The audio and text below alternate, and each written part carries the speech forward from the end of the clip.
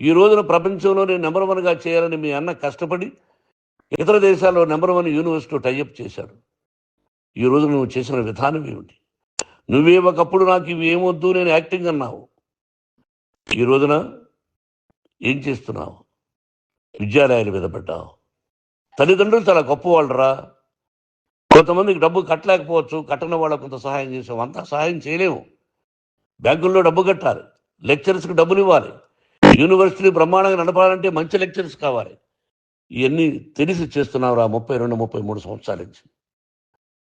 అది పక్కన పెడితే అందరినీ కొట్టడానికి వస్తావు.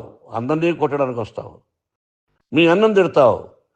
ఒక వ్యక్తి వినయ్ గారని ఆయన వ్యక్తి హెల్ప్ చేయడానికి వస్తే ఆ వినయ్ చంపేస్తాను వాడు అన్నావు. ఇవన్నీ ఎంత తప్పురా? అంటే మీ నాన్నగారికి ఎవరు సహాయం చేయడానికి వస్తే చంపేస్తానంటావు. మీ అన్నను చంపేస్తానన్నావు. చంపరా చూద్దాం మీ అన్న. నేనే అన్నా. తాకరా నీ ధైర్యం ఉంటే అన్నా. ఎంతమందిని చంపాలనుకుంటున్నావు? ఎంతమందిని చేయాలనుకుంటున్నావు? నువ్వు ఏం సాధించాలనుకుంటున్నావు? ఆలోచించుకో. ఈ ఇంట్లోకి అడుగు పెట్టడానికి నీకు అధికారం లేదు. ఇది నా కష్టార్జితం. మా నాన్నగారు 10 రూపాయలు 10 పైసలు కూడా ఇవ్వలేదురా. మంచి జన్మనిచ్చాడు మా నాన్నగారు. మద్రాసుకు వెళ్ళి వీధుల్లో అడుగు తిన్నాను రా. ఒక పూట కూడా భోజనం లేకుండా అడుగు తిన్నాను రా.